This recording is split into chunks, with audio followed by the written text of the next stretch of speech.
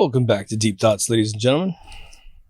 So I cut this Perdomo Lot 23. The claim was that this tobacco is 12 years old, but it was only $8, so that's pretty amazing. Pull this massive label off. I don't smoke as much anymore. I do one for the show, but then again, I don't do a show every single day anymore. As you can see, this title of this episode is Know Your Enemies. And I think that it's a fascinating concept, which is, I made an episode called Fake Enemies, which was immediately demonetized because I suggested for a split second during the episode that maybe Russia isn't our arch enemy.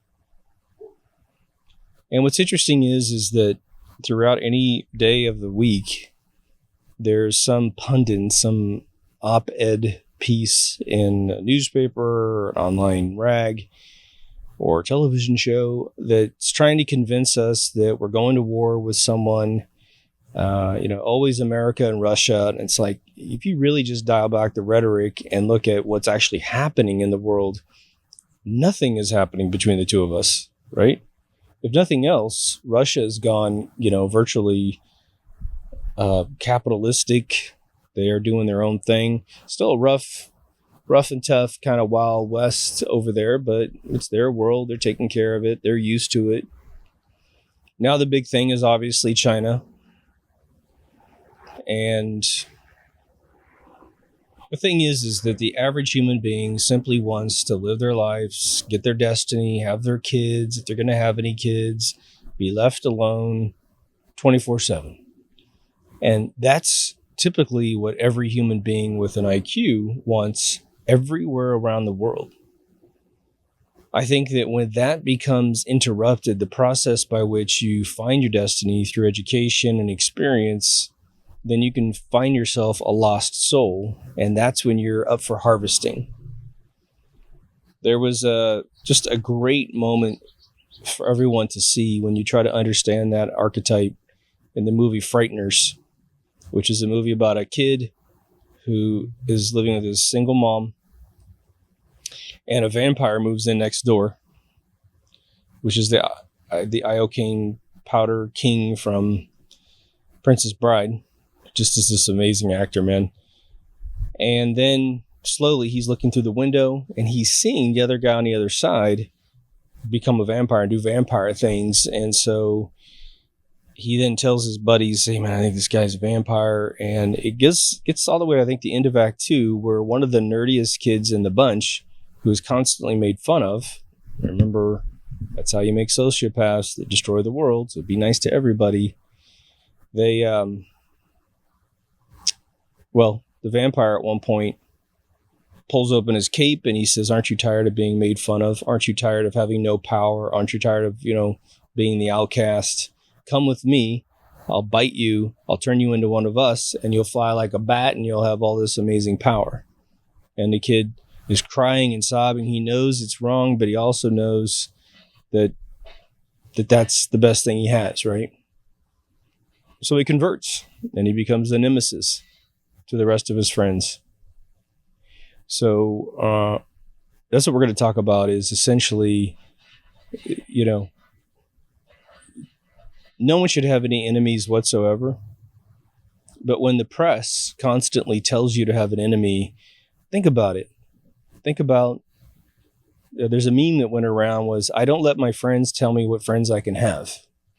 And I think that's interesting, because it's a little bit more of a twist on the algorithm of finding, determining who your enemies are, which is that, would you even let your closest friend tell you who your enemies are?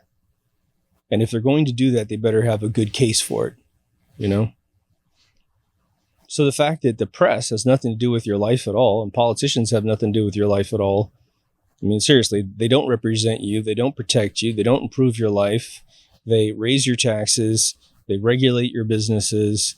They bring in European agendas to destroy your kids' education, to destroy your food supplies, and to destroy your communities in general. So it's one of these things that we should probably come up with some requirements, to figure out how would we even begin to evaluate an enemy? What would it have to be? What in the fuck is going on? I start an episode and there's just got to be fucking construction, I swear to Christ. I think the goal is to acknowledge the difference between, an enemy and perhaps someone you disagree with. I think an enemy has got to require some qualifications, right? So someone who believes something that you don't believe, but they're not doing any harm to you or to your family or to your friends, that's just a disagreement. Where someone is actively destroying and doing harm, that's where I think we can start to keep a tally on someone, right? And so, again, what's interesting about it is that, take religion, for instance. We all disagree about something within religion, whether or not we think we're on the same page or not. But think about it. A congregation goes to a building, they do their thing, they come out, and they go back to work. If that's all they do, they don't bother you whatsoever. Now, if they get in there and start trying to manipulate politics and policy, well, then you have to take a look at that influence on your life. If they go door to door, it just depends how pushy they are. Most of them aren't. 99.9% are not that pushy. They say, "Can I talk to you?" You say, "No, not right now. I'd rather not." "Oh, okay. Thank you very much. Have a good day." And they walk off. Hey, can't blame someone for trying. So with the current agendas in 2020, if we just take the basics and say, okay, they have to be doing harm to us, again, to you personally or the whole nation or the whole world, then it's pretty easy to find some organizations that we have to acknowledge, and then we have to get our ducks in a row, meaning you have to know exactly what it is they're doing so that you can communicate it to somebody else. The other one is that a lot of times these enemies will be affecting people, meaning changing their lives for the worse, and they don't know it. It's like an invisible force that they don't understand. And so they have an issue trying to realize, like, why can't I get my business started? What the hell is going on? I'm trying to build a house on my own land, and the city or the council or the county won't zone me for my own land. Again, you might be able to tell where we're going with some of these enemies. You also have agendas that have names that are your enemies, and then you have individuals that fuel the agendas. And that's where it gets a little tricky, because someone could be duped into forcing an agenda on you. And then you could have someone work long term, 20 years, 30 years to push the agenda. And I did an episode earlier this year called The Big Picture. I think it was like 2020 or something like that. There's a bit of information in that as well. But what's fascinating is that awareness is everything, right? Once you put the spotlight on an enemy, you then can, and you really light it up. And the metaphor there is you're passing around information, you're passing around proof that these organizations exist. And then to the degree you can walk up to an individual and say, "Hey, have you ever had this happen to you?" And they say, "Oh yeah, totally. What's up with that? It's really weird." And you say, "Okay, I'm bringing it up because I figured out at least part of what, might be causing this problem for you. Just wanted to highlight it so you have it in your backpack of stuff," right? Now, what's interesting is I recently had a conversation yesterday with a gentleman who's going to be running for office, and he's an old school baby boomer. So his inclination is to stay away from conspiracy theories, right?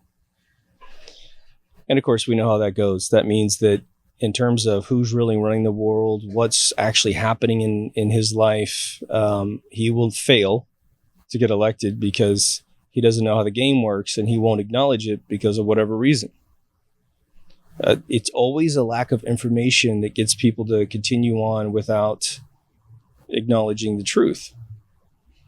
The other one is obviously the algorithm we talk about all the time, which is some enemies are so vicious and all-encompassing, and they do things that are so atrocious that a bunch of human beings can't imagine that someone else is more evil than they are, which is something that I always have to remind friends as I say, look, I know this all sounds crazy, but just remember, you're a good person. And everyone likes to be complimented, right? You say, you're a good person. I know you could not imagine this, ever doing this personally. And so I understand why me telling you this exceeds any, capability you have. So let's talk about some enemies. Part of it has to do with we have to make a list of things in our own mind that we think we have the right to. And you can't, well, I should say this much. The list that you should make should be inalienable rights that you have because you simply exist in this universe as a human being. Perhaps if we're a different being, there's different rights that we need because we have different needs. But as long as you're a human being, you have things that you need. And freedom is the number one thing that anyone needs on this planet. Because without freedom, you're just a cog in a wheel. You don't determine anything. So your existence is then immediately trivialized. And if you die in a freedomless world, well, it doesn't matter that you ever lived in the first place because another human being is going to take your place on the wheel. And I think most of us want some relevance to our life, right? Especially the more that you understand life. And if you're young, one of the things that doesn't occur to you right away is, let's say you're young and you're struggling, especially with this crazy economy we have now and the crazy world that we have now. It always seems like whatever trial and tribulation you're facing right now is going to be infinite. It's going to last forever. And the truth of the matter is that as long as we don't give up on the experiment of freedom, hardships always pass. I mean, go study the economy of England in the 70s. It was atrocious, but then they had a boom era after that. Even America, even though we had a fairly decent economy in the 70s, we had a 9-year war in Vietnam, and it was even a little bit longer than that, but we had this big war, and, kids are getting killed and all this other stuff. You think it's never going to stop. Whoever thought the Middle Eastern wars would be stopped by Trump? Nobody. Tony Rockefeller told Aaron Rousseau, this is a 99-year war, and it's going to be ushering in the 22nd century. And no one's going to be able to find the enemy because it's going to be this nebulous terrorist group that no one can put a finger on. It's not Russia. It's not Afghanistan or Iran or anything. It's just this group of people that have this name. They burned out Al-Qaeda. Then they let it go. And then John McCain brought us ISIS. And so they rebranded the whole thing. So that right now, it's still a concern of ours. We have repairs to do with relationships we have with other parts of the world. If you're European or American, it's going to take a while. Prosperity is the best way to fix anything, right? Bring everyone prosperity. Unfucking real. There wasn't any noise out here at all before I start my episode. The second I hit record on my camera, there's a fucking shovel on goddamn cement. It's fucking up all the audio. It takes a while to set this thing up, so it's a fucking bummer when it gets sabotaged. Fucks with my brain. I'm trying to think straight while you get this goddamn grinding sound in the back of your fucking head. So, that I have done hundreds and hundreds of episodes, try to identify literally what is against us and what is for us. Again, it's my best approximation of the situation, right? So definitely, don't take my word for it. Go research it. What's nice is that because there's so many red pill people out there with backgrounds in the area of our concern who have discovered this, identified this, they've taken losses because of it. We have much better sources now than we ever have had in the past. And we've had some heroes, obviously, in the past.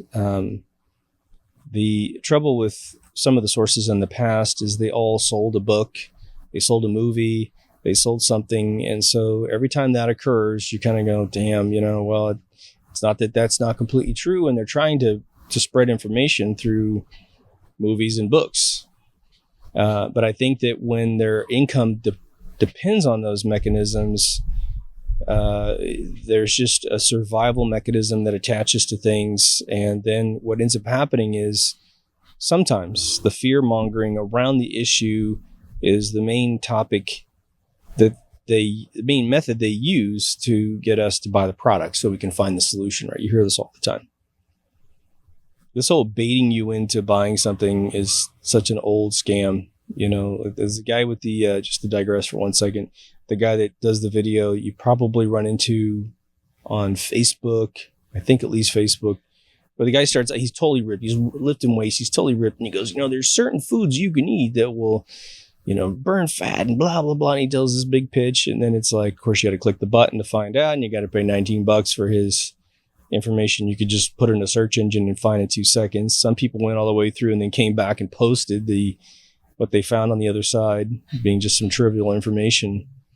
So hopefully at some point that methodology of spreading information is relatively demonized. If you invent something, then obviously behind a pay barrier might make some more sense. But just extorting human health to people is not the greatest thing in the world.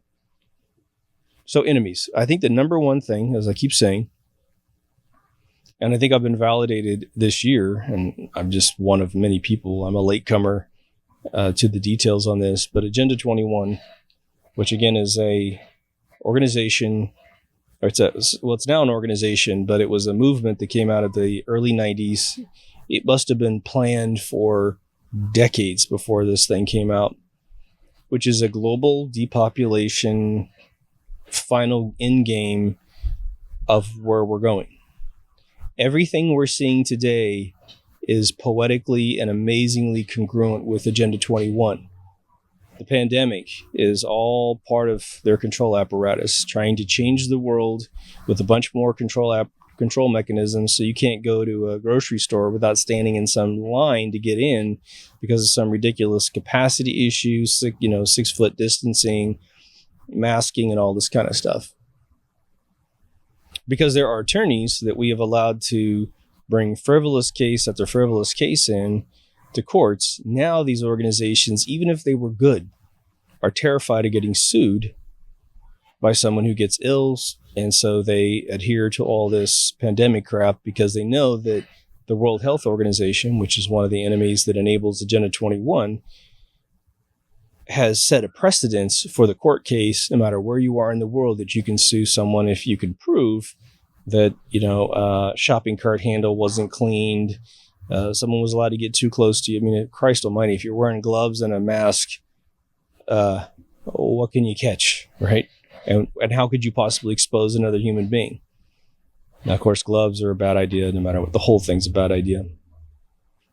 Now, the reason why I obsess on Agenda 21, which is now also Agenda 2030, which should scare you to death, that we're seeing this movement in 2020 and their plans for 2030, it's nothing short of cataclysmic. I think because even if you're a red pillar and I tell you that they're going to remove 99% of the world's population, your brain can't conceive of that. Your brain can't conceive that you will have a 99% chance of dying yourself. Any legacy you ever put together will be erased. Whether or not you're Steven Spielberg and you made a bunch of movies everybody remembers, it's all erased. Your kids, erased. Everything's erased. And so that is something that I think we have to kind of meditate on to the point you can realize that look at what they've just done. They've destroyed the world economy. It's going to take some pretty strong-minded individuals to resurrect their economy, to go back outside and just literally ignore the World Health Organization. Just ignore them. Those of us that are red-pilled, like you and myself, we know that they will try to drop a second virus. Now, today, they've dropped this thing, this common cold, this extreme common cold on everybody. They faked a bunch of numbers for who died of it and who, got sick of it and tested for it. There's now evidence coming out in April 30th that it was in America before it ever got out of China. It was in Europe before it ever got out of China. So this looks like someone intentionally put this stuff here. And it looks to me like somebody winked to another person and said, well, it's just a common cold. It's just been given an S protein from SARS to help it spread faster to humans. We're not really interested in killing off a bunch of people. What we're interested in is the control mechanisms that are the result of the fear that this thing has killed a bunch of people. Again, part of it is, one of these situations where we have a deep state that hasn't told you what they're doing. They haven't come up to your face and said, we're the deep state. You will behave. Because we have enough fucking, 90 IQ cops out there, which are few and far between, but they're enough. They're in every precinct. There's always a few fucking numbskull hightowers which will run out there and arrest somebody, beat up a 14-year-old kid because he smoked a Swisher Sweet. There's always someone out there. And so we will always have what we have until the chief of police and the sheriffs, and they're the older guys in their 30s. Remember, the IQ never ceases. It keeps going up and up and up. And so once these older guys and gals see the overall agenda, if they especially threatened us, what would happen is the sheriffs would get that, the chief of police would get that, the generals would get it, the commanders would get it, that we're under attack. And then we would fight back categorically. Again, you can't throw a frog into a hot boiling pot of water. He will jump out. You warm him up slowly over time and he dies. This is what they've done, is they are hiding underneath officials. Of course, they also have their shilly governors like the one in Michigan and South Carolina. And, you've got folks that are against the Second Amendment. They're just absolute idiots thinking that the promises that they've been told that they're on some list, that they're going to be part of the chosen few at the end. Hell, what if they even were? What kind of world would they live in? Everything that you do for a pastime would be shut down. So, let's run through a few scenarios. Let's say a guy likes to go to a lake and ski, or he likes to go to Disneyland or something, right? Well, all of those locations, even if you can get to the lake of your choice, and you're hanging out with just a couple other, folks like you, that's not why lakes are fun. Lakes are fun because you're with a community of people. You don't necessarily want them sitting on your beach towel, but you don't want to be out there by yourself. You want to be able to pull over to a bar on the side of the beach that you've never been to before and have a conversation with a stranger and have some fun. Any of you guys out there that have met another dude in public and have resulted in you getting work, whether you end up working for that person, they end up working for you, or you have services that you exchange, all that would disappear. So the fun of being alive starts to disappear. Okay, so the whole world's yours. How many movies have been made where it's like the last man standing, even without zombies? It's like you're on Earth by yourself. Well, Castaway. Was that a movie about how happy Tom Hanks was to be on an island, a tropical, beautiful island by himself? No, it was him going through stages of insanity until finally he gets rescued and then comes back to the world permanently damaged for being on that island. Maybe if he lives to be 80, he gets through it. So Agenda 21, remember, it is in every corner of the world that they can physically push it into. It's sort of like the way that what Bruce Lee defined being like water. You put it in a glass and water shapes itself like a glass. You put it in a teapot and it shapes itself like the teapot. He always told us to be like water because it's the beautiful, one of the most powerful metaphors for adaptation. And when you're fighting, you have to adapt because people bring skills in that you don't know. They got to have a move that you don't know. They're fast with their jab, whatever. They got a good kick or whatever. And so we're trying to be Bruce Lee in this world against globalism. And there's a lot more people waking up. But now censorship has become a huge mechanism right in our face in a country like America where, freedom of speech is gigantic. If you get caught in most capacities inhibiting free speech, there's laws. You get prosecuted. You get to spend some time in the old pokey. But right now, Facebook is censoring, Twitter is censoring, YouTube is censoring, and they're censoring on behalf of the World Health Organization that has been deemed absolutely incompetent. No matter how you cut the information, they missed it. So what's interesting about the algorithm is you can leverage those failures and the support of those failures against those that would prop up this tyranny. And I don't know about you, but I got all the way through high school never knowing what tyranny meant, never knowing the word serf, and really never being told much about history that was accurate. And I think that should be a little frightening, But now Agenda 21 is so massive and so proliferated into every nook and cranny of our shilly politicians. Remember, it goes from the mayor all the way up to usually the president. This particular time around, we don't have a Agenda 21 president of the United States, but I don't know of any leaders in other countries. Maybe Poland isn't on board. Seems like Italy's fighting back. The Ukraine's definitely fighting back, but you don't know. But wherever you are, you have to take inventory. Now, if you're in Europe, it's really, really tough because everyone's pro-EU at the political level. I've never heard of any massive dissent besides that one German woman who was actually hauled out of the EU and put in jail, right? And then she later got elected for office. So you do have a few folks fighting back, but they shouldn't be doing this all by themselves. That's the bummer. They should have a posse behind them saying, yeah, we're not for this. Look at what's happened in the United States and then compare it to the Paris riots.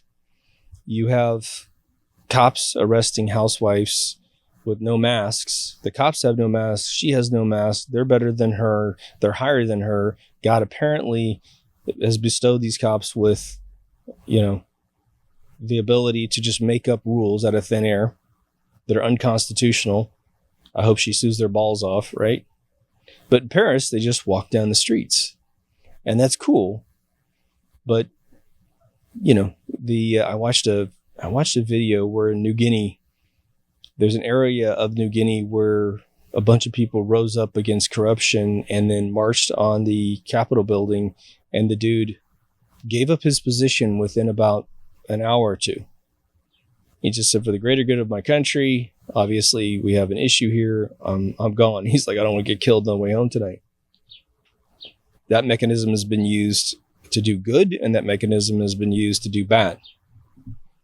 Marching on capitals. South America was utterly taken over by co-opted groups from intelligence agencies, such that the World Bank then loans them a bunch of stuff and cleans them out forever. So maybe, don't know. I'm sure these French people are very smart. I don't know if it'd be more effective to say, okay, don't necessarily go down Paris streets. Go to Macron's house. Go to some place where the people that are responsible for what you don't like are inside the building, and just peacefully let them know. But the French have been very amazing with world history and chopping heads off of people that they don't like running their country. It seems interesting that we have no point of reference for, wasn't it the 1770s, right, where all those beheadings occurred, where supposedly the Pessoa family smuggled one of their kids into America.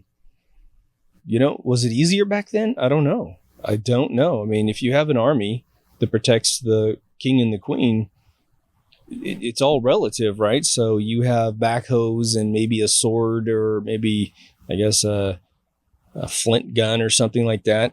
And they've got the same thing. And so, or maybe they have the best of the best because they're all financed. It just seems like that's a very tough thing to do. Now, I think today our punishment for some of this stuff gets, it's a lot more humane. You just go to jail if you happen to be caught violating or cooing your country, and then you're out of commission. But the problem is that we're always catching and prosecuting the elite's employees, never the elite themselves, because they have figured out the abstraction of mercenaries. And that, for those of you that doesn't click in your brain, what that means is I hire someone else to do the job for me. And we have a pact that if they get caught, they take the hit, they don't squeal, and I do whatever I can through other proxy chains to finance their attorneys, to get them out of jail, to reward them for taking the hit for me. They're supposed to be good enough not to get caught, which is what the theory is of why, hey, it's up to you, man. You need to get the job done. You don't take the job if you can't get it done. So if you get caught, it's your own fault. I'll give you anything that you want to get the job done. And that's what they've done for centuries. It's the easiest place on earth, this first world, to solve this problem, in my estimation, is America. Because one, we have a foundational belief that we are free human beings and that no one's going to tell us what to do. We are not to hurt any other citizens, and we shouldn't be engaging in wars that are propaganda-based wars, which is another mechanism of allowing someone you don't even know to tell you who the enemy is. You're supposed to be able to trust the President of the United States, but remember, after 9/11, you had George Bush Jr. walk out and say that North Korea was an axis of evil. I mean, no one was even talking about North Korea in America, just so you know. If you're in Europe, we didn't sit around worried about Kim Jong-il. I was, I guess, in my early 30s when that State of the Union speech happened.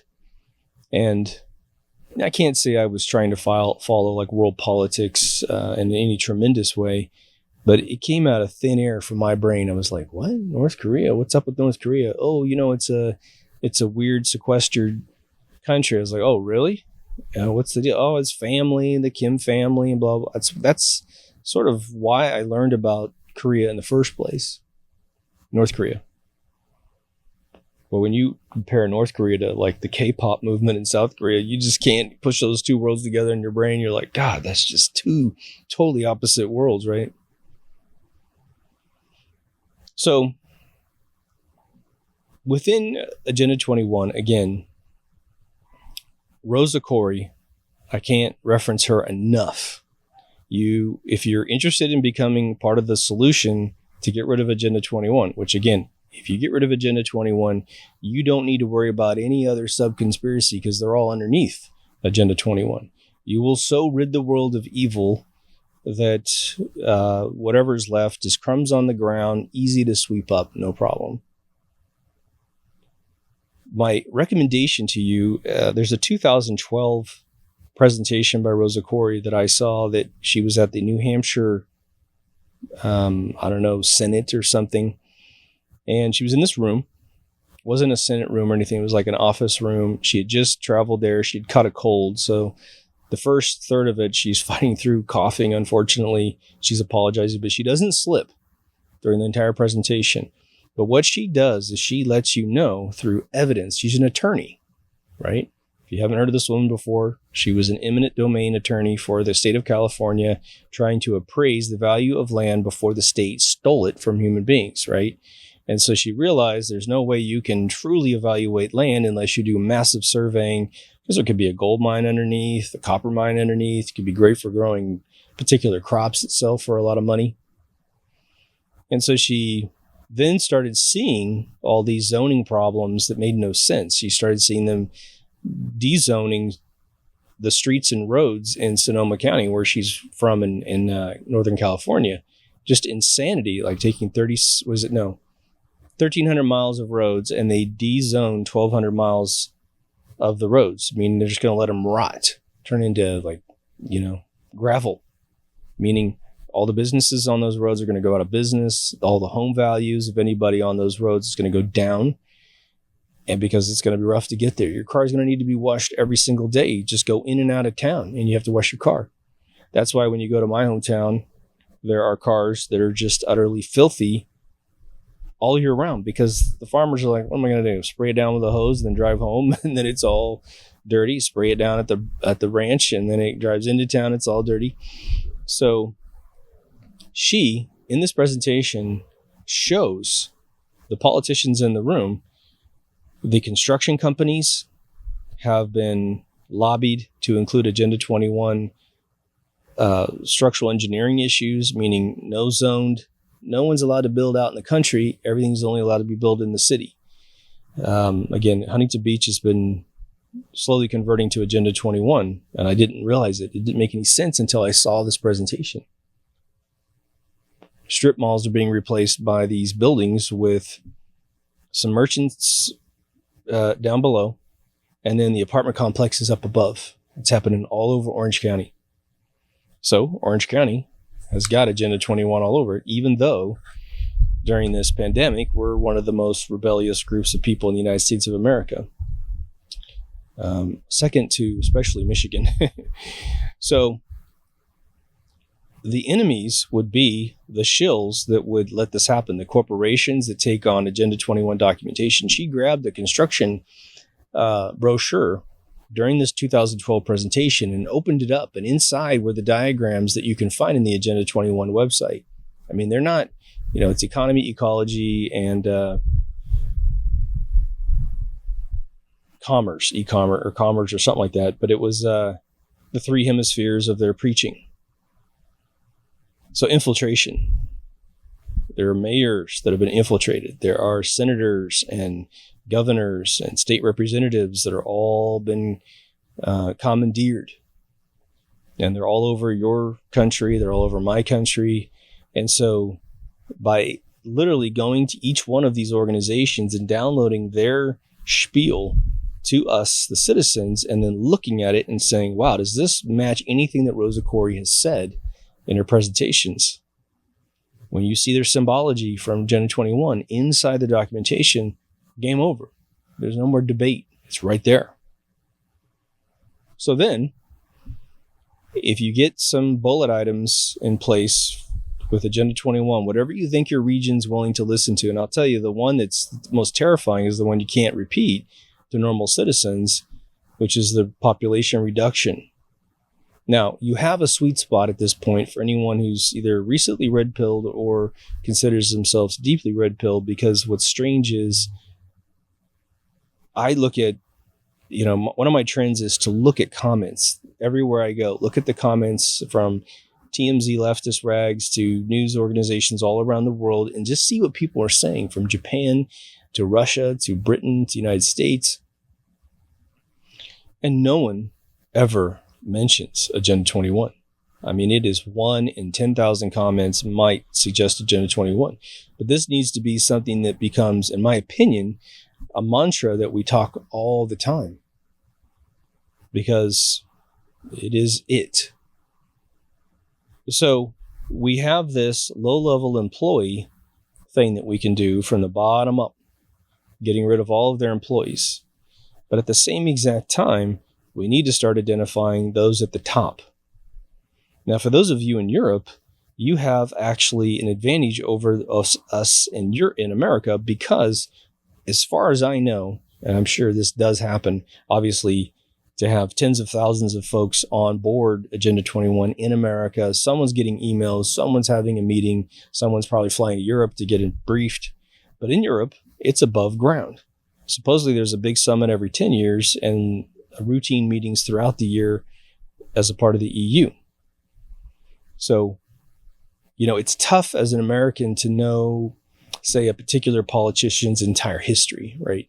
In America, we grew up with our politicians. We saw them go left and right, then left and whatever. And so we know, like, when someone says Pelosi, we know her record just automatically because we grew up with her. We heard complaints about her or something she did good or something like that. So you have that base knowledge in your area. And so you can take your region, we'll take our region, but the conversation is, in my opinion, emphatically 21. Now, as you know, this is a bit of a repeat, but this is, again, getting us all on the same track, in my opinion. In America, in the state of Georgia, which for those of you not familiar, it's the southeast corner of our country, They've erected these, what they call Georgia Guidestones. When I show this to folks, I get mixed responses. I either get usually someone on board or someone's like, it doesn't look like anything to me. They're a host in Westworld. They've been programmed not to see anything. It's the strangest thing. But again, that first commandment says to reduce world population under 500 million in perpetual balance with nature. Someone has done an estimation of the circumference of the earth and all the land that we have, and that's the number they've come up with. Again, I think they're going to be way underneath that if they ever try to pull off that depopulation. So it's important to realize that the number is not 96 and a half, it's more like 99. Someone built this. It's maintained. People have spray painted it. Supposedly people have tried to blow it up, try to pull it down, and destroy their trucks. So someone owns that. Someone has donated money. It was built in the early 80s, so it's almost 40 years old. And someone has deposited money or will keep upping the ante. There's a human being attached to that. My dream would be someone who's inside the banking system of Georgia, someone in the politics of Georgia in that particular county, which I think is Eberton or something, to get in there and find the records and figure out who owns this place. We need the name. I think, again, it'd be funny if someone blew it to smithereens and then stood there and got arrested and said, okay, who's going to charge me for destroying this? It can't be the county. The county doesn't own this. Whoever owns these stones is going to have to show their face to prosecute me. So that's just a weird one. It's just a really, really strange thing. Now, could anybody erect some weird thing like that and then walk away and keep it going? Some old farmer? I guess that's true. Again, I'll give you an example of something very interesting. There was in Redondo Beach, California, apparently an old guy who was a multi-millionaire died, and he has his wife and who got his money. And he put a kind of tongue-in-cheek requirement for her to get the money. This is how the story was told to me. So if it's just a little bit embellished, I'm just passing it on, but it's funny. He said, to have my money, you have to shoot a firework show in the Redondo Beach coast on a floating barge once a year on 4th of July. Take my money and pay for that. And every single year, the wife has not let down her husband. And again, I think it's just tongue in cheek.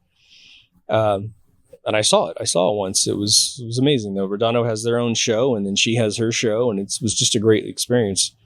So at some point though, you do run out of cash to keep paying the land fees. I mean, you have to pay property tax, right?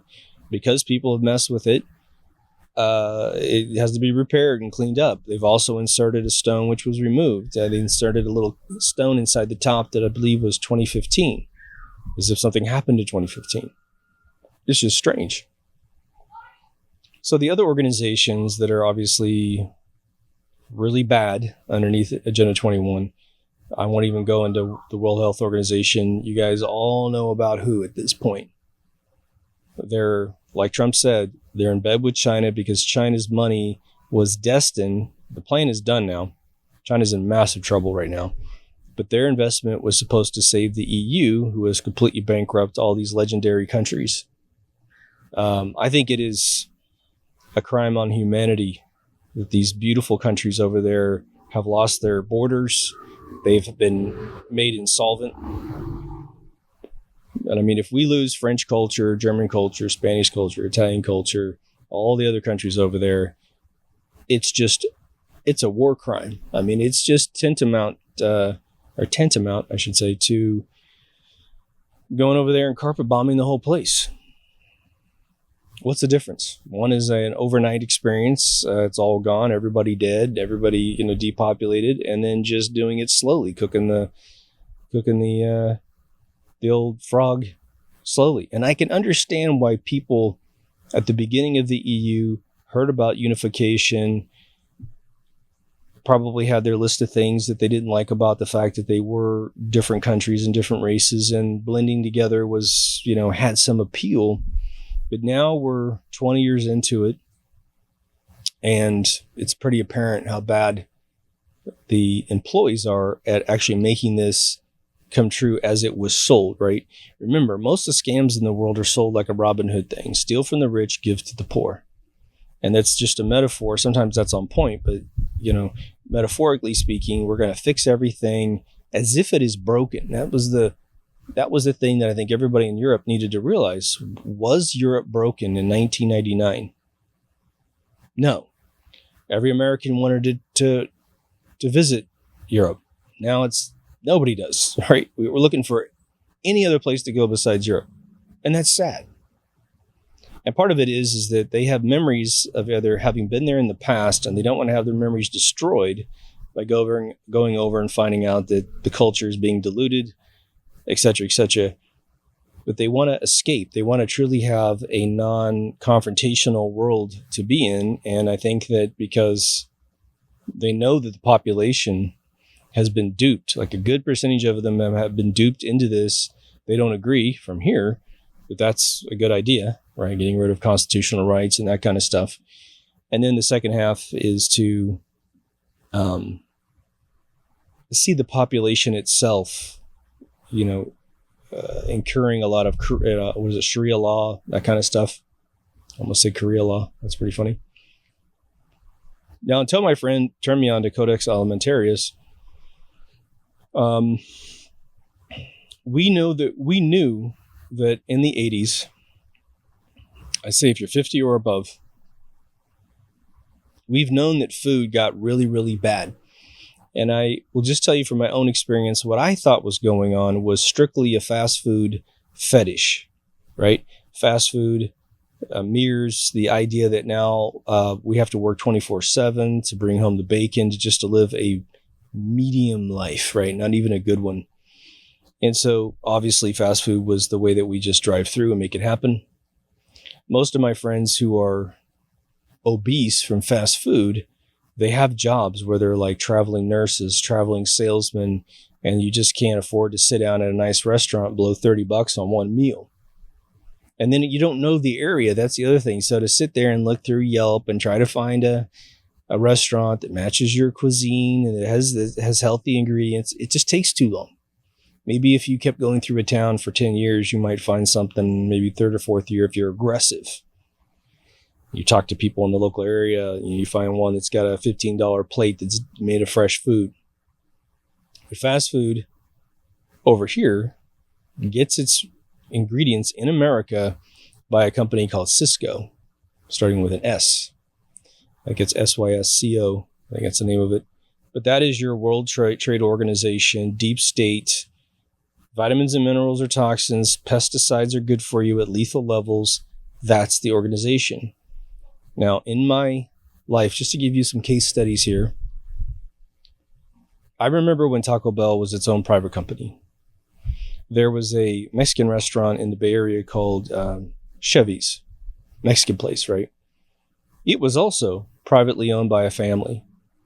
When I first moved to California, I was broke as a joke.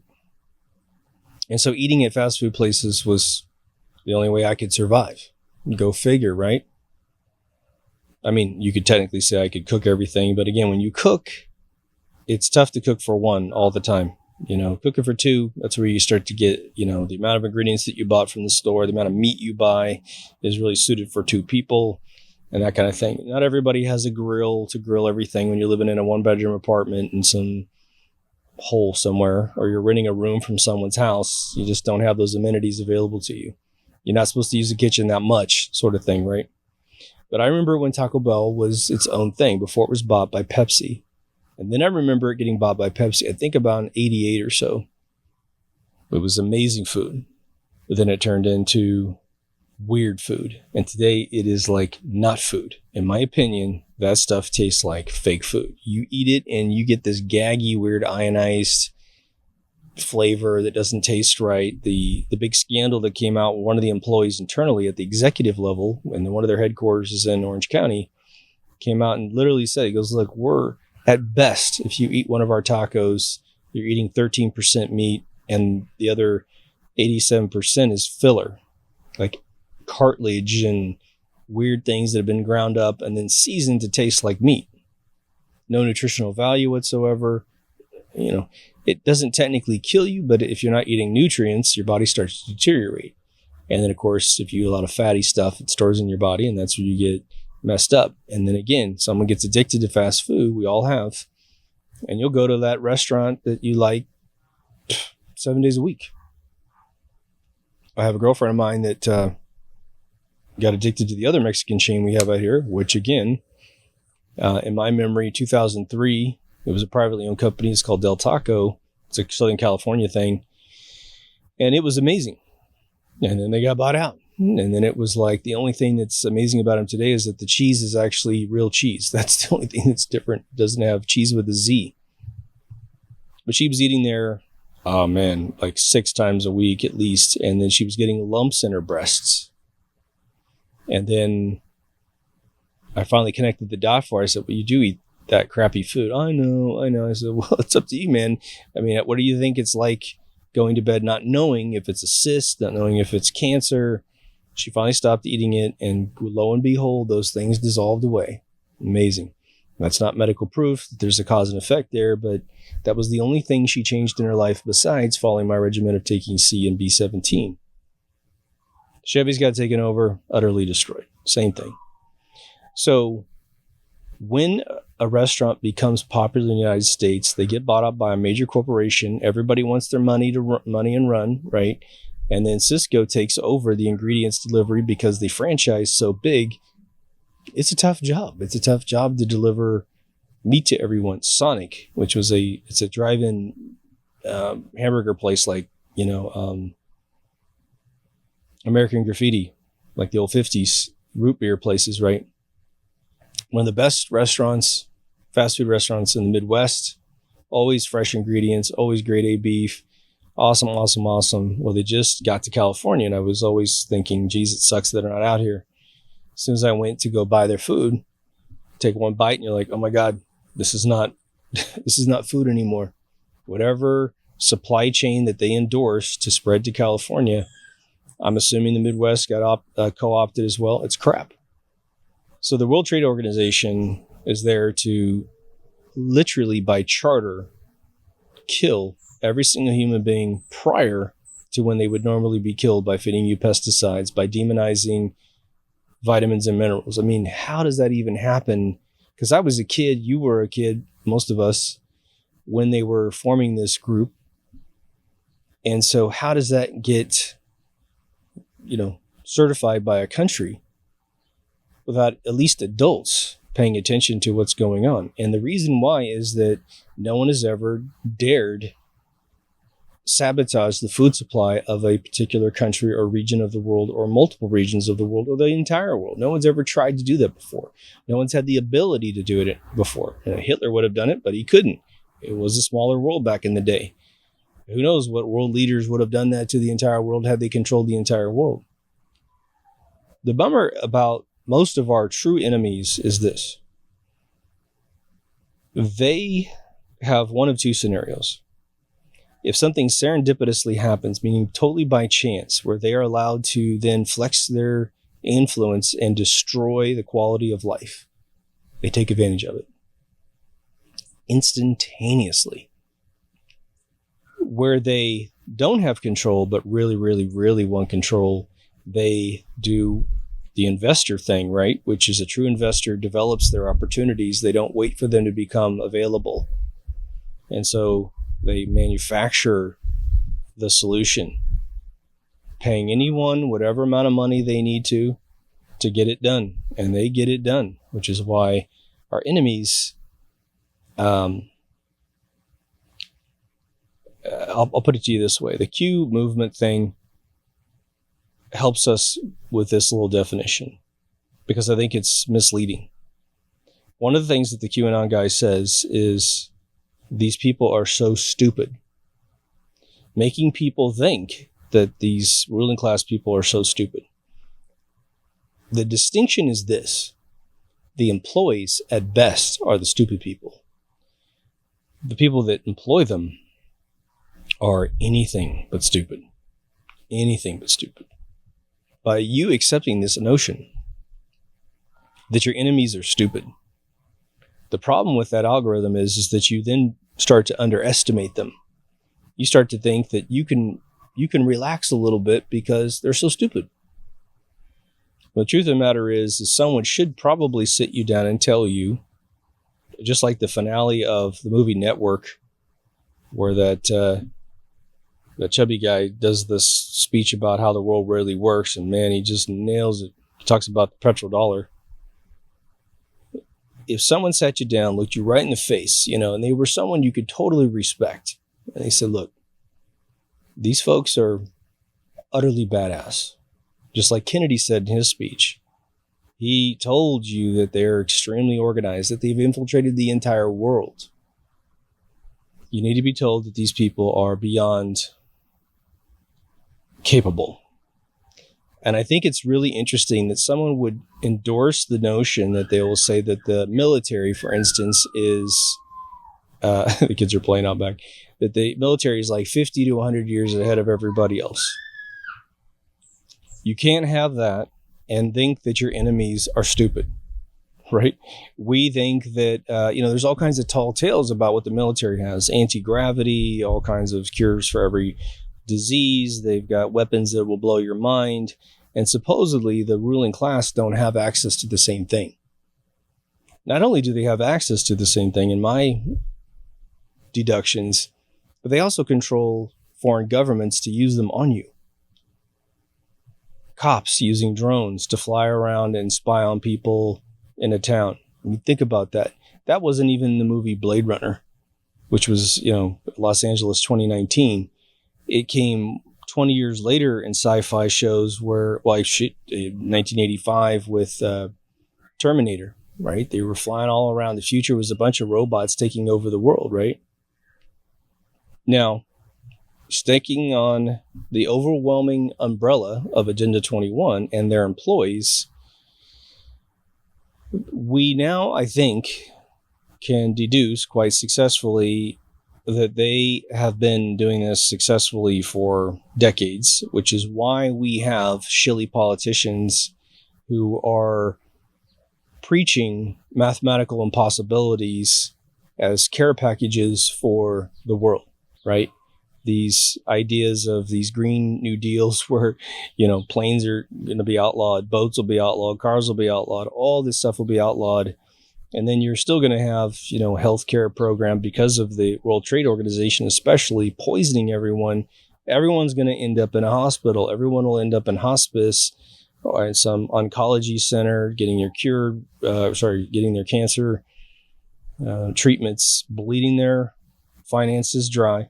That's what it's all about. You're an ATM, right? Everyone with a potential COVID diagnosis to a hospital that can't do anything else but treat COVID people, well, they're an ATM.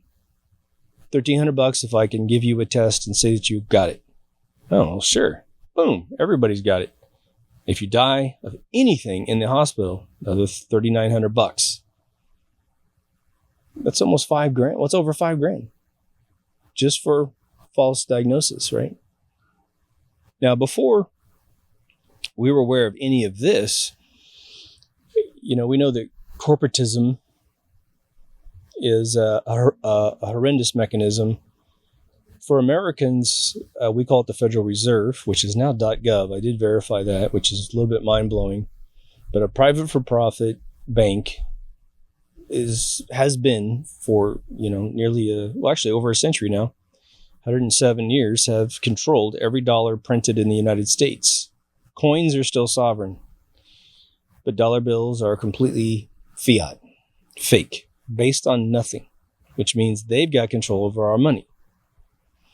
That mechanism brought into fruition the total control over how investments are made in big corporations, and it also completely co-opted and marginalized and destroyed the idea that stocks are really something that we as basic citizens can ever use to get wealthy. It happens every day. People do these quick things, but think about how, because I've known a lot of day traders in my life. They sit at home with like 5 monitors, if not more, in their home, watching trends, buying and selling, little things here and there.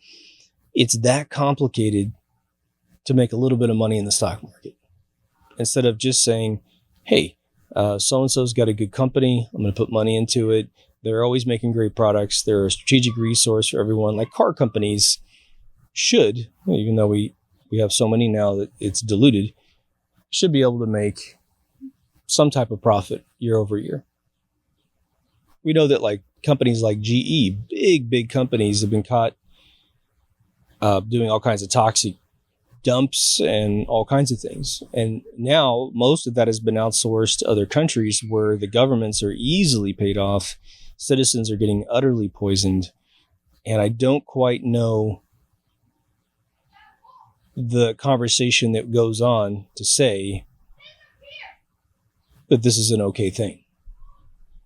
Now, one caution I want to throw out there is that during these times when we think we're seeing an amazing scam going on in the world, some of our friends who are good people, who are incapable of imagining conspiracies or negativity, they get on Facebook, Twitter, whatever, and they just support these agendas. Wear your mask, give up all your rights. Isn't this going to be great that the world's going to change? I've got some money in the bank, so I don't care about other people suffering until their money runs out. You know, the statistic I saw today was that they estimate now that 30 million Americans are unemployed. Now, that's about 8% of our population. So we're way below the Depression, which was 36%, I believe, was the top level of unemployment.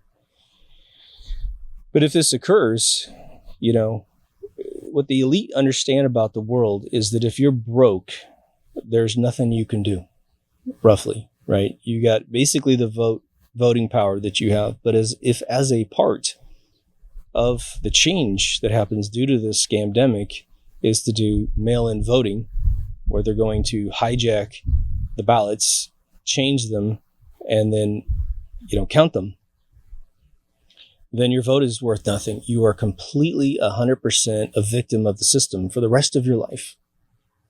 And I'm not sure, this is probably something where we should compare notes in terms of voting.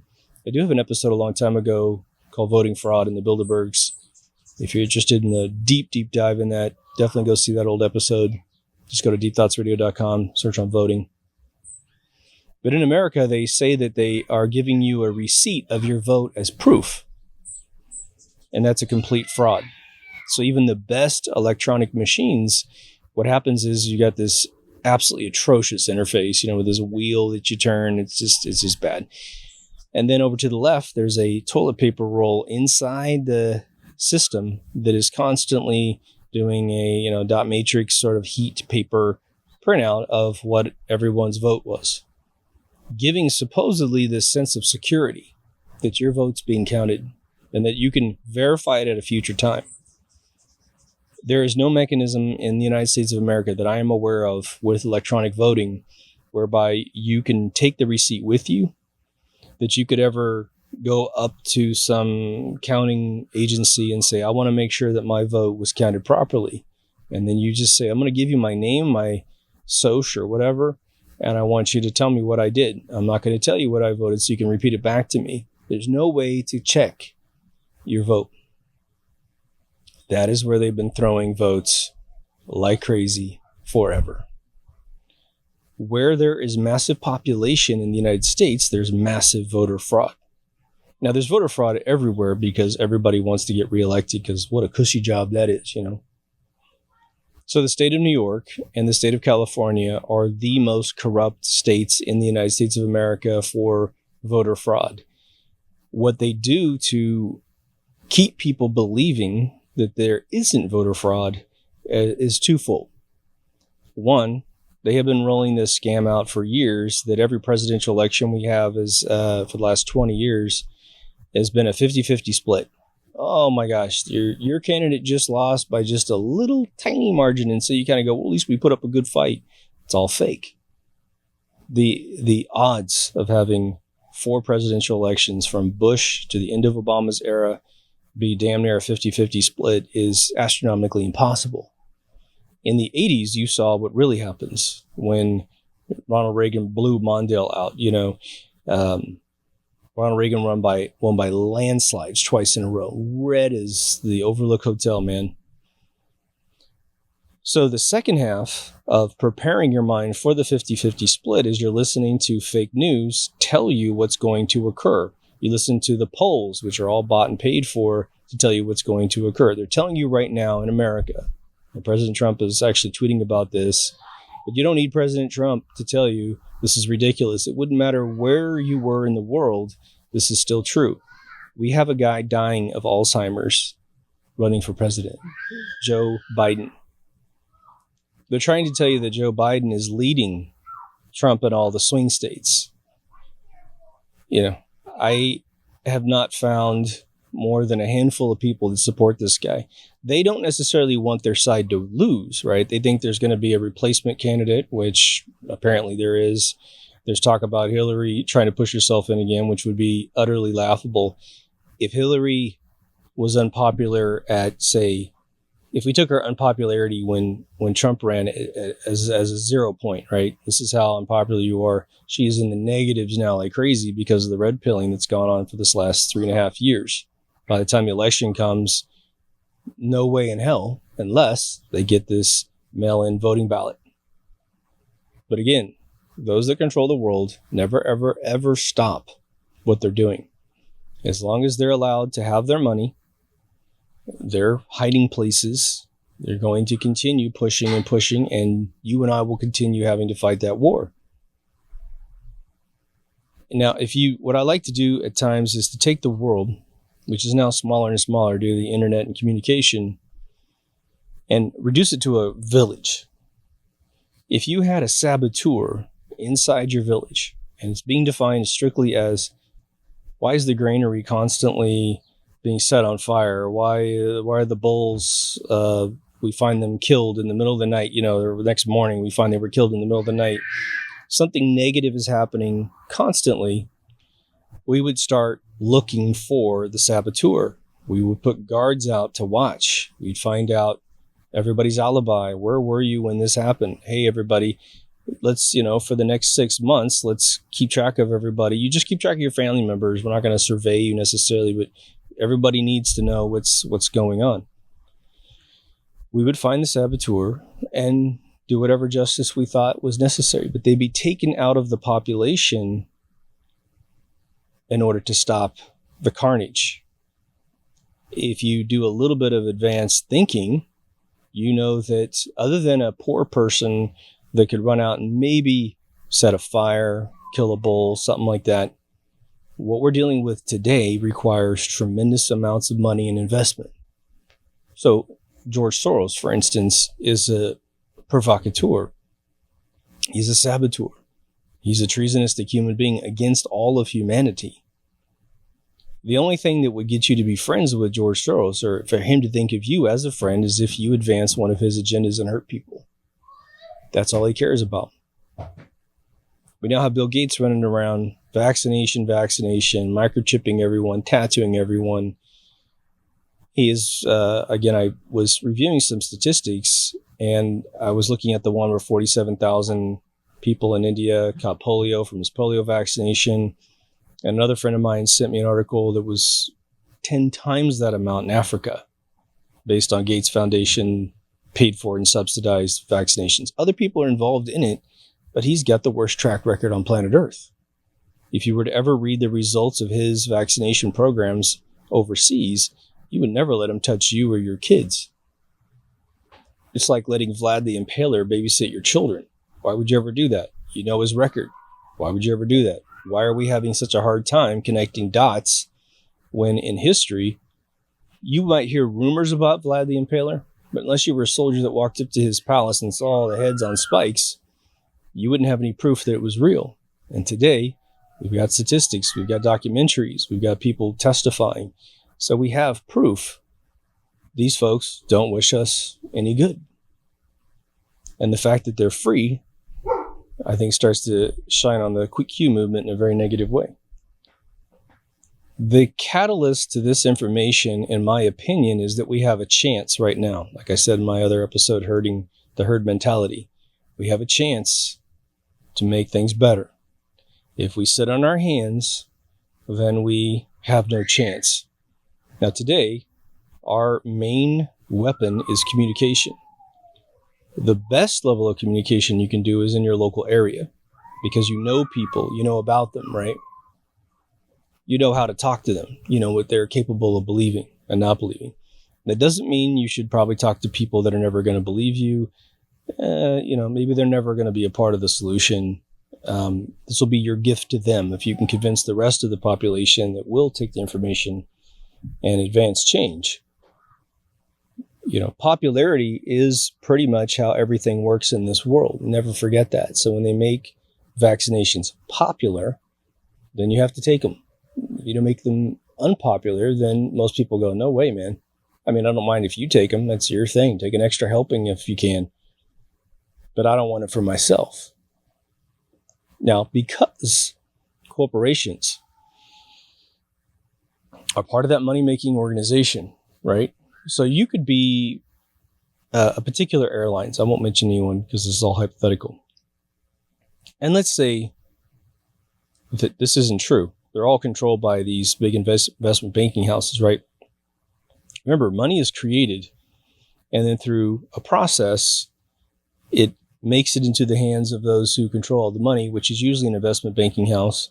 Then they disseminate it to their allies of whatever agenda is going on, which in this case is 21. Well, we were told 20 years ago that their goal was to check us all at the state line, right? You can't show me your papers is what they want. They want that Nazi Germany thing to happen all over the world. So they want you to inherently demonize traveling because you fear catching something, okay? And then what they can do is take all airlines and say, okay, you have just incurred up to a 65% or more loss in your revenue. If you want to bail out, you're going to have to agree to a vaccination-related regiment in order to let someone on one of your planes. Imagine that. You have to travel by car everywhere you go because a bus, a train, any form of mass transit, will have this draconian check your temperature, give you a test. You have to have the tattoo on your arm to say that you were vaccinated against whatever the latest scare is.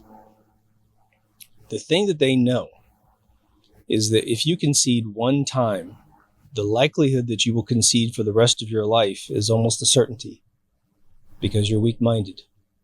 Now, there's a lot of folks that used to take vaccinations like flu vaccinations. I have a couple friends of mine that took it, got sick as a dog, lost a week worth of work, literally thought they were going to die because of the vaccination, because the flu they got was so aggressive, it was terrifying, way beyond anything they've ever had in their life. And so they use that moment to swear off anti-vaccinations in the future. So that happens, but unfortunately it doesn't happen enough. And it's unfortunate that anyone has to get harmed physically. One, because of aluminum and mercury, they get harmed forever. But two, that they ever had to go through this abomination to wake up. But imagine that. Imagine they all, within 12 months of right now, in the late April 2020, all the corporations do this thing. Got to check yourself out, got to be vaccinated, all this other stuff. And you choose not to do it. Well, you might say, okay, well, I'll never go to Hawaii again, unfortunately. I'll never go to Europe ever, because the boats will also be commandeered this way. And, even if the boats said that we're not going to do this, if the airports or the docks say you have to, then it's just the same thing. So you might go, okay, I'll go home and I'll drive home to the Midwest. It takes 2 days to get there. It's a process, puts a bunch of miles on my car, but at least I can get there, semi-annually or whatever. All right. Now, your bank says, we can't let you have your money. We can't let you take out your money unless you've got this vaccination. Restaurant chains can't serve you food unless you've got it.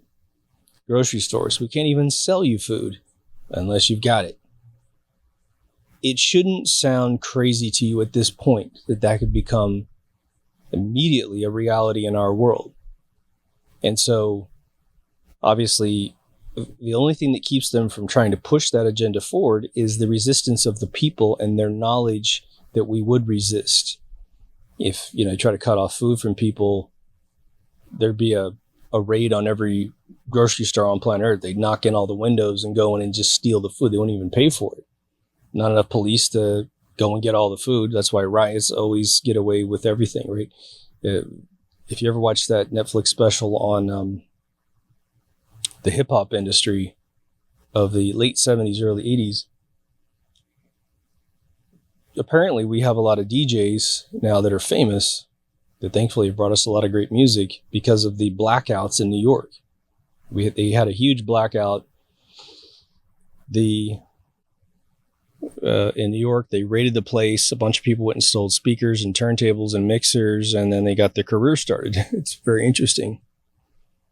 But how do they take our temperature for how they figure out what we're willing to do? I'll tell you. Most of you know this answer accurately in a knee-jerk response. Social media, social media, social media. Even an article with links or with comments down below is still social media. So they watch your posts. They harvest your posts with fake accounts, right? You got an account and someone from India, with like 4 pictures on their page, friends you, but you've got your page fairly private, whatever service you're using. As soon as they're in on your thing, they can see what you're doing. But the other thing is the corporations themselves are doing it without any infiltration. So they keep a temperature. Well, it looks like everyone believes that Hillary can win. Okay, well then we will totally throw the vote and the majority will believe it.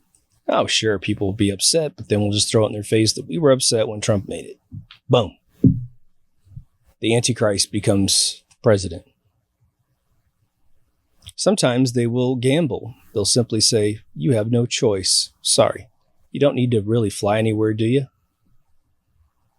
At some point, if they ever did the flight restrictions based on vaccinations, someone's going to be trapped in a country that they're not from.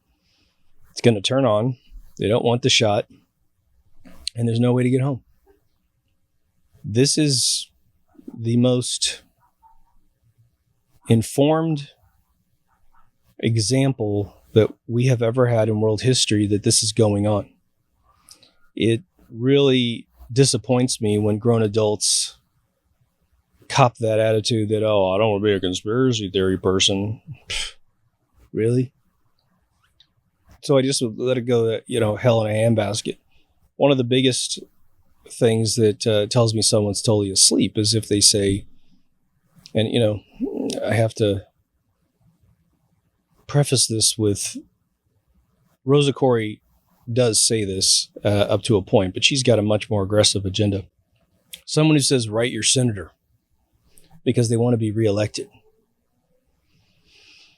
What is it?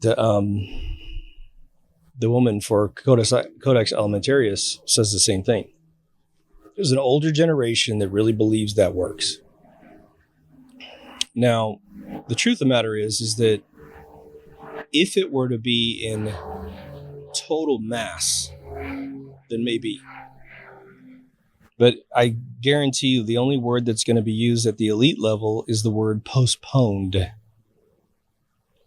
Again, our goal as humans on this planet, if you believe that humans are made equal and that you've got rights simply because you exist, which all of you should believe that, we're equal in different ways, of course. We have to target those at the tippy top. Soros has 179 corporations that we know of. Probably has a lot more we don't know of. Funding it all to destroy the world. Funding it all to take away your vote. The guy owns a bunch of voting machines in America. That should be illegal, right? This idea that you're guilt-tripped into being a melting pot to the extent you sell your land to a foreign citizen is insane. Now, you come over here and be a citizen. If I go over to Germany and I become a citizen of Germany, I learn how to speak the language and get along with the culture, endorsing their culture, not making them endorse mine, then sure, me buying German land to then plot myself there for the rest of my life makes complete sense. Someone from China coming here and becoming a citizen and being a good upstanding taxpayer or whatever, through their corporation, not through their personal taxes. Fine. You're an American now. Welcome. But we're allowing China to buy up the entire world. And they're still in China. Pure insanity. You can't do it in China, but they can do it to you. And they're just playing us. They're just like you're so stupid that you allow foreign countries, to buy your land. Fuck, we're just going to take you over. Hope you like everything that we like, because eventually you'll be squeezed out of your own population. We're not talking about racism here. We're talking about an even, fair playing field. If you were, I used to give this analogy a lot. I'm going to give it to you one more time because it's been several dozens of episodes since I gave you this analogy, maybe even 100 episodes ago. In my 20s, I finally figured out, I guess probably my 30s, to be honest. The analogy was you're at like some corridor of like a hospital. It's a long corridor, and on both sides, left and right, you've got doors that are opposite each other. It's like doors, doors, doors. And at the end, you have the ER room with the banging doors, right? What you were taught as you walk down the hall of blame and causality is that if you're a right winger, you blame the left door. If you're a left winger, you blame the right door. Now, before Trump, this analogy was very powerful because we know that both these parties were in it together. Still very much the same today, but there is a little bit of resistance in America. This is good. The next row up is corporatism. You blame corporations for everything that's bad. Now, you can insert whatever you want into the doors, but what you're doing is you're blaming their employees. And if you stop and you got rid of both the left and the right, if that's possible, you made one party, there's still going to be employees of the folks that are straight down the hallway.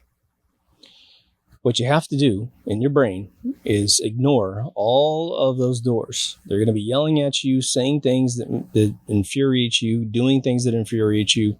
You got to ignore it all to get down to that door. Punched at the door, and the Wizard of Oz is behind that last door. And he is the metaphor for the people that control you.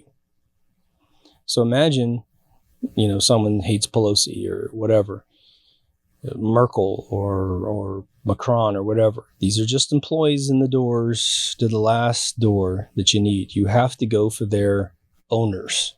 Just like George Carlin said, you are owned, they're owned, because we allow that metaphor in our brain to become true. Obviously, nobody endorses slavery. So being owned is a form of slavery. When Prince changed his name to an unspeakable symbol and wrote slave on the side of his face, he was trying to tell you that in the music industry, he was owned by Warner Brothers.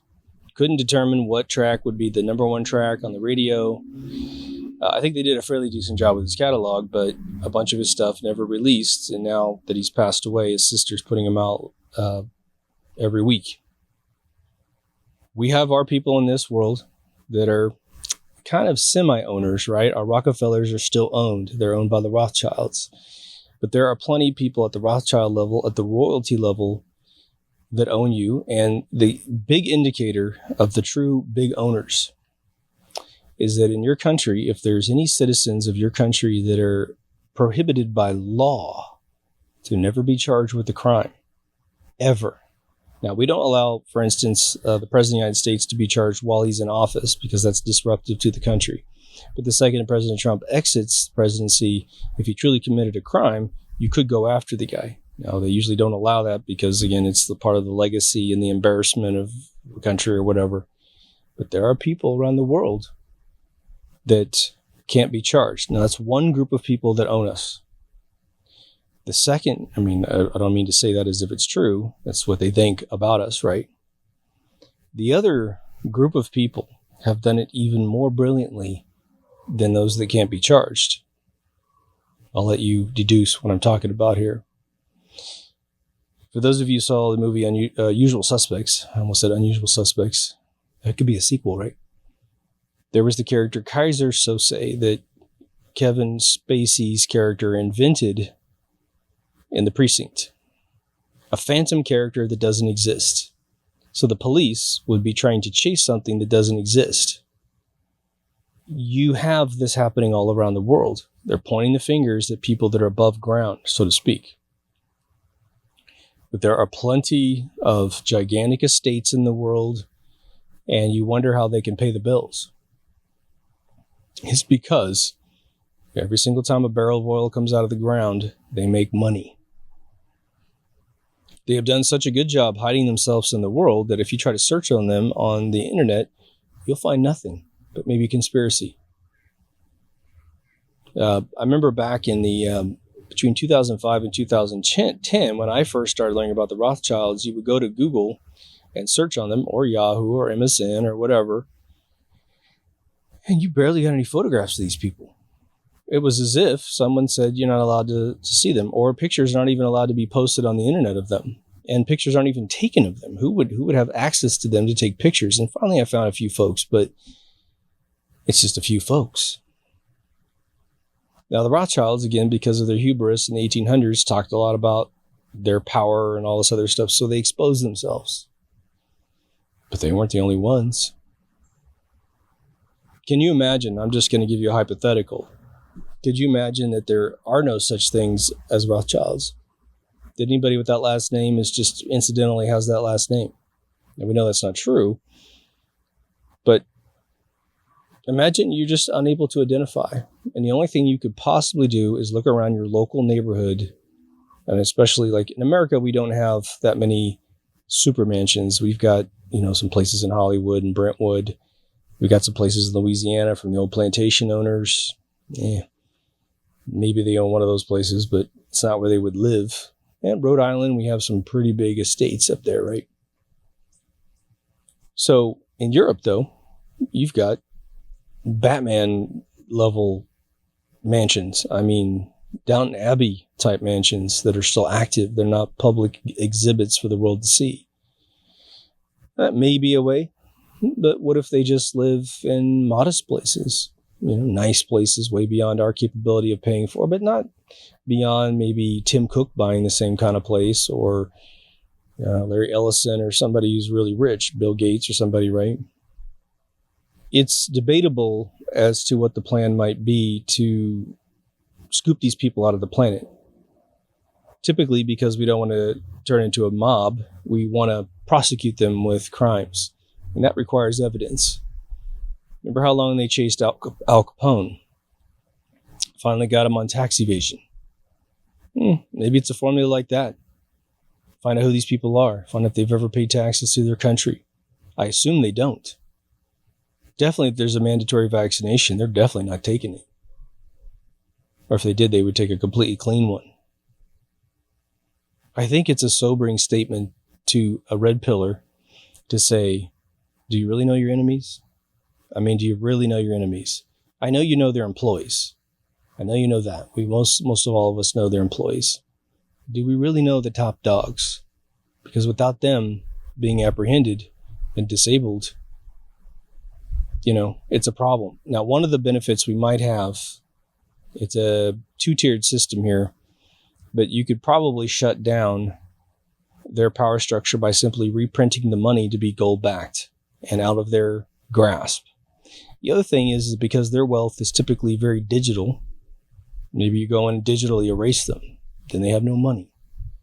But maybe they have a stockpile of gold. They definitely have mansions and assets they could liquidate to do whatever they need to do. But if you were to say, okay, there's a particular person who's one of the bad guys, and they've got $10 billion in assets between land and property and investments or whatever. But the way that they control the planet is with trillions of dollars that are gotten through opium cells, opioid cells, various drugs of certain kind, and knocking that out is a way to disable them. But as long as they gank the economy, people resort to drugs to get along. There's all these reports in America that alcoholism has gone through the roof during this pandemic scam that we're living in. So let me know what you think about this entire subject matter. And if I missed any arteries of control that you're aware of, please share it. Link us videos, articles, whatever. definitely get up to the Facebook account, which kicks us off to the finale here. I've completely spruced up the deepthoughtsradio.com website due to an error I had on there, but it's for the better.